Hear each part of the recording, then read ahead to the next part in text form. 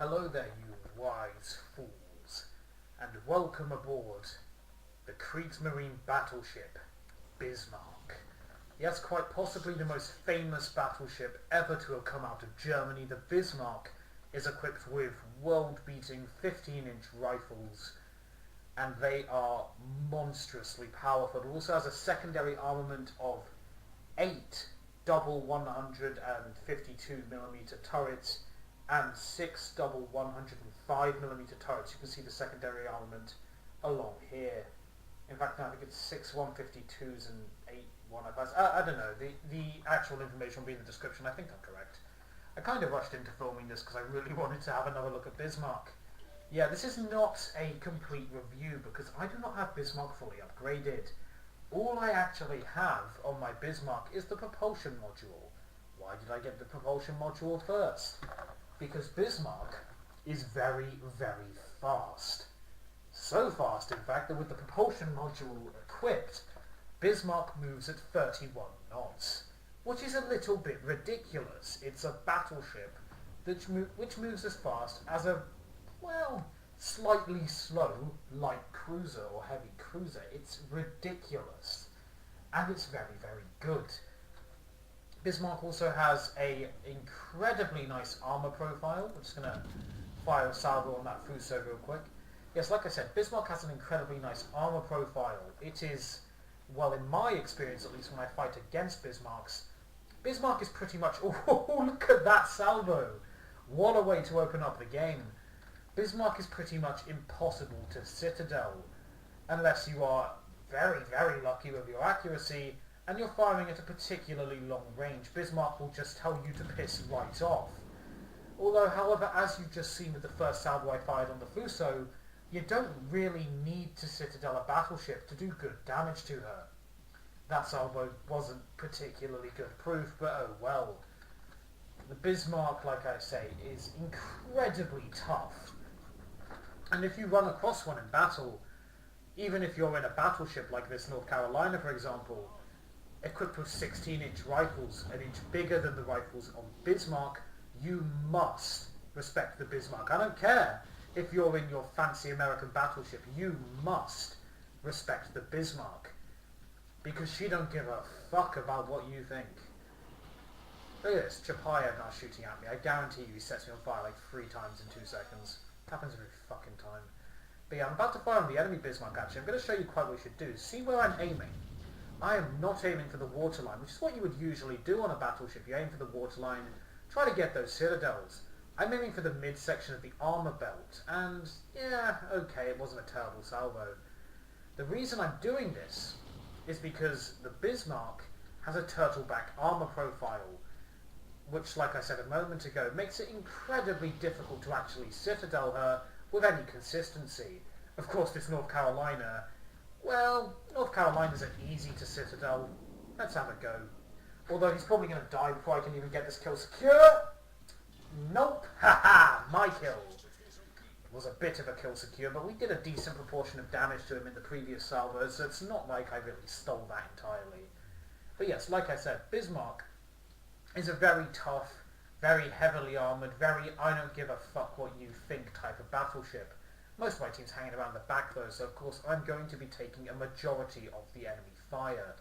But you know what, that's okay in Bismarck. It's okay because, like I keep saying, Bismarck is an incredibly tough ship. She don't give a fuck what you think. So, I'm not overly bothered. However, I am slightly concerned because over there is an enemy Tirpitz and an enemy Bismarck, and considering that the Tirpitz is the sister ship of the Bismarck and the Bismarck is the Bismarck, they are both as capable of saying fuck you to citadel damage as I am.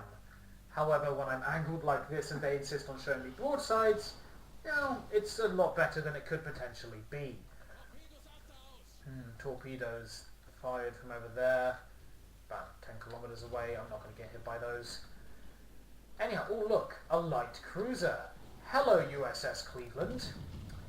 Would you like a present from the 15-inch guns of the Bismarck? Of course you would. I'm not actually going to citadel him. I just thought I'd throw that out there. Yeah, that's exactly what you think it was. I just bounced off the armour of an American light cruiser. He probably angled at the last second. It happens sometimes. But it's interesting to think that with the armour of the Bismarck, I'm not overly concerned about these two battleships here. What bothers me far more than them is the enemy Cleveland. And the reason for that is the Cleveland can set fires like crazy. Cleveland don't give a fuck. It just sets fires. It does what it wants. Again, no Citadel that time, either, just overpens. I'm not incredibly lucky on the accuracy. As to the one downside of German battleships, they are more inaccurate than battleships of other nations. Although, considering that most battleships are inaccurate anyway, who really cares? Let's try a saddle on that Bismarck real quick. So yes, it looks like our team is pushing pretty heavily on the other flank. However, a Fuso has arrived to give me some support, which is excellent, because I need some support. Yeah, it turns out that a stock Bismarck, apart from the propulsion, can't really take on a Bismarck, a Tirpitz and a Cleveland, even though the Cleveland seems utterly terrified of the idea of actually firing at me. But yes, this is not intended to be a perfect review of the Bismarck. This is really just me messing around, seeing how World of Warships will record on my computer. It should be fine, but we're really just checking it out. There will, however, assuming that everything... Good damage there. Assuming that everything records fine, there will be a review of the Bismarck, a full review at a later date. Because quite frankly, this is my favourite battleship I've ever played in the entire game of World of Warships. And if you realised how much I love the Congo, and how much I love the Mutsu, you'd realise how much it cost me to say that this is my personal favourite. Except I have to say that, because it really, really is. There's just not much wrong with Bismarck. Her torpedo damage reduction is a bit lackluster, which is a little ironic, considering that the only torpedo which damaged Bismarck, out of the many torpedo hits Bismarck took, and really is that Cleveland firing armor piercing? Yes, it is, okay. Yes, the only torpedo which really damaged Bismarck was the one which hit her rudder, and that was a very, very lucky shot. But nonetheless, it's kind of a trait of German battleships. They don't have particularly good torpedo protection. And we are about to lose this Fuso, which could be problematic for us, considering that we kind of need the Fuso to stay alive so that I don't get completely screwed by the Tirpitz. And we have got our hydroacoustic running. Now the reasoning behind this is quite obvious. Tirpitz is armed with torpedoes. And the one thing that I don't want at this point in the game, when I'm having quite the nice match, you know, I'm enjoying myself, kicking some ass, taking some names, the last thing that I want is to be torpedoed by the Tirpitz, and it is very, very capable of torpedoing me if it so desires. We're actually going to activate our heal here as well, because we're taking some massive hits, and I'm going to take a big old hit from the Bismarck to the side now. Yep, and we are probably going to die here. However, that one should hopefully kill the Bismarck. We can now finally focus our fire here. Or, actually, no, we can't. Because despite the fact that that really should have killed him, it didn't. And the La Galissonière actually ended up with the kill. And there we go, we are dead. However, notice those secondary hits that piled up. Yes, the Tirpitz took up fire, so that's a bit irritating. But we are a ship ahead, so we might still win. And Bismarck, you saw the amount of punishment I took there. I was fighting two battleships and a light cruiser. Admittedly, the light cruiser seemed intent on firing armor piercing, but that's not really the point. Bismarck is an incredibly tanky ship, as evidenced by her huge health pool and her ridiculous ability to tank hits without giving a single fuck. So this is a ship, like I said, which is my favourite tier 8 in the game, certainly, at least out of the ones I've played, and I've only played a couple. Well, I do have more than that unlocked, but she's really just my favourite battleship in the whole of World of Warships, and did that Ryujo really just fuck that up? Really? And fuck you, Ryujo. I mean, you're in a tier 6, but wow. You should at least know the torpedoes on your ships will have a minimum armor distance, but apparently you didn't, so well done. You're incompetent. Maybe he'll get it right this time. Let's have a look. Torpedoes go into the water. Nope, he hasn't given them arming distance. None of those torpedoes... Oh, no, he has this time. Oh, okay, good. And yep, in fact, all three of those torpedoes hit the Tirpitz doing big old damage. And I think, based on the fact that he is still taking damage and his engine's out, those cause a flood. Or maybe a couple of floods, I don't really know. So that Tirpitz is really screwed now. Which is certainly good for that Galissonière over there, who could really use all the help he can get on that amount of health. Tirpitz's engine is definitely knocked out. That's fantastic. Tirpitz will go down in a few seconds. Where's the Cleveland? Still hiding around somewhere. He's actually last we saw somewhere over here. But there you go, the Tirpitz went down to the fire set by the La Galissonière, but we also lost the La Galissonière. This means that it is now still only a 5 versus 5, with both carriers still in the game. However, the enemy team amasses 2 cruisers, whilst we can only support 1, although we do have the only destroyer. And considering that 2 battleships on the enemy team, I'm quite pleased that that Fubuki is still in the game. And the Fubuki appears to be chasing down that enemy Fuso, so that's good. Shaw's here putting some high explosive fire into the North Carolina. It doesn't look particularly accurate, but assuming he can set a couple of fires, which he appears to have done, that's absolutely fine. And the North Carolina has now put them out, so hopefully the Shaws can set another fire and that one will stick. However, it looks like our North Carolina up here is in a bit of a troublesome situation. He's on fire, and he's facing down North Carolina with a far superior health pool. Now, if I were him personally at this point, the last thing I'd want to do is exactly what he's just done, and turn broadside onto the enemy North Carolina, as that presents the biggest possible target for citadel penetrations, which is what I would be highly concerned about if I were him. What I would be doing, in fact, this North Carolina has just lost the fight, largely because of that turning to broadside. What I would have done there is actually rammed the enemy North Carolina. The Chapayev is on very, very little health, so I would have aimed my guns at him, taken him out of the guns, and then utilised my own guns to kill the enemy North Carolina. And in fact, the failure of a play from that North Carolina right there on our team may well cost us this match in the long run. Although, considering the performance of the rest of the players on our team and the fact that this Fubuki is in position to make a torpedo strike against the Fuso, we may well be okay regardless. However, we'll have to watch that Fubuki in a moment. I just want to see what the Tirpitz is. He appears to be chasing down the Cleveland. This Cleveland, if this Tirpitz player is good and the Cleveland insists on firing armor piercing, the Tirpitz will fuck him up.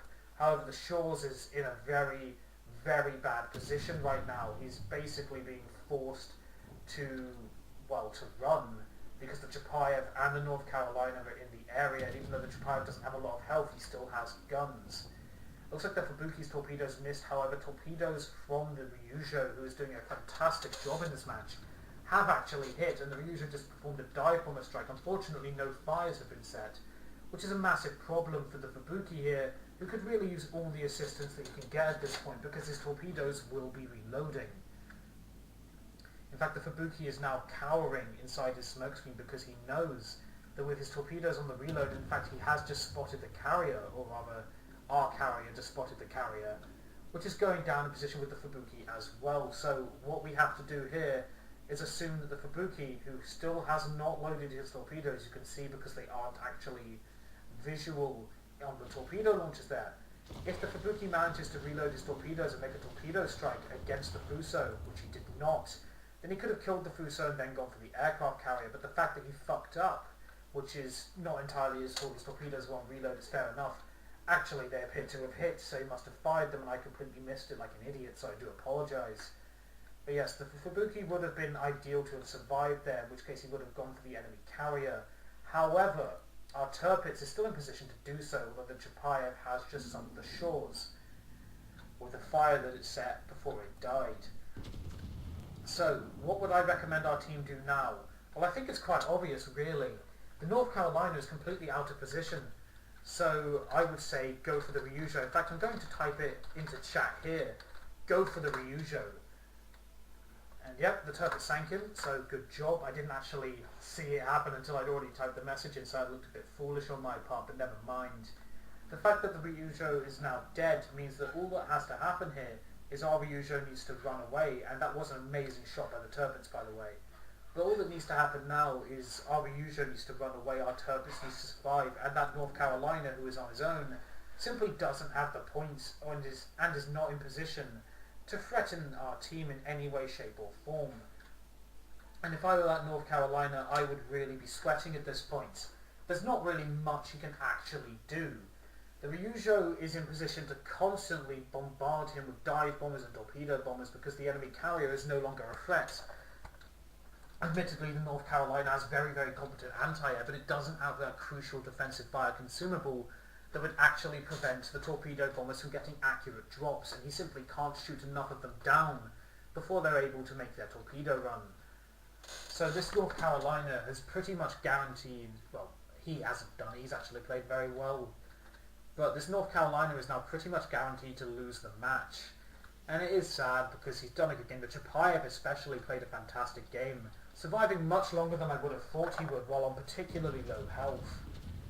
However, this North Carolina here is now under fire from the Tirpitz, and he's also under attack from dive bombers and torpedo bombers. However, he has just shot a torpedo bomber squadron down, and now he's focusing on the other one. This carrier needs to get off these torpedo bombs ASAP. Only 2 of them are going to get into the water, but that might be enough to cause a flood. I don't know for sure why did that torpedo not hit. That was very, very odd. It definitely looked like it should have. But anyhow, like I say, the Tirpitz is now firing on the North Carolina. The bell is gone on my house, but I'm not going to answer it because I'm busy commentating. The North Carolina is shredding the Ryujo's planes. However, they do provide a crucial distraction even if they don't actually do any damage. By constantly striking on the enemy North Carolina, even if the North Carolina just farms just farms aircraft kills against the Ryujo's planes, it really doesn't matter at this point. The Ryujo is doing a crucial distracting job which ensures that the Tirpitz is presented with all kinds of good angles to strike at the enemy North Carolina. However, this North Carolina, like many American battleships, is quite clearly anti-aircraft spec, as now the Ryujo has completely struck down all of the all of the torpedo bombers, all the dive bombers that were sent at him from the Ryujo. Excellent work there to the North Carolina. It's very nice to see a battleship knowing how to defend himself from an airstrike, dodging torpedoes, etc., etc. And there you see in the chat the Dead Fubuki on the team who played a very, very good game, saying the carrier needs to get the kill. But the thing is, I don't think the carrier can. What he needs to do is mass all of his aircraft in strike waves together. If he comes in with 2 torpedo bomber waves at once, the North Carolina can really only take out 1, which will ensure torpedo hits no matter what. And so that's really the best idea the Ryujo can make up at this point. He's not in a fantastic situation. However, the friendly Tirpitz here is being yelled at to not show his side to the North Carolina. Now I think, yes, there is a certain amount of truth to don't show your side in a Tirpitz. However, one thing that is worth noting, the Tirpitz is an incredibly armoured battleship. Even if you show a broadside, people will have trouble trying to kill you. And one thing I don't understand, why on earth this carrier doesn't seem to be doing his strikes at the exact same time like he really, really should. I mean, he's taken these strikes, dropped them from so far out that he's never going to actually score a torpedo hit. So this carrier is probably a very, very new player. I mean, he is only in tier 6. So he's having a lot of trouble making these torpedo strikes on the North Carolina, but what he really should be doing is using manual drop. Unfortunately, a lot of carrier players at low tiers don't really understand the mechanics of manual drop, or just aren't confident enough to actually make a manual drop of any accuracy. I know sure as hell that I have that problem. It's very, very tempting when I play my aircraft carriers, to only use automatic drop, and in fact now I have no choice because manual drop has been removed from the Ryujo and tier 5 carriers, and the Ryujo at tier 5 is my highest carrier. Admittedly, yeah, I shouldn't really be talking shit about a carrier player at tier 6 if I'm only at tier 5, but he is doing his best, although he's in a bad situation, so I am going to talk about it. But nonetheless, this Tirpitz is in a very, very good situation here. He has a lot more health on the North Carolina. The Tirpitz is much more armoured. It's about as heavily armed, although the North Carolina does have 1 more gun and they are an inch bigger. But these 15-inch guns are very powerful. And to top that all off, with the aircraft distraction from the Ryujo, which is coming in fairly frequently, although this is most likely, the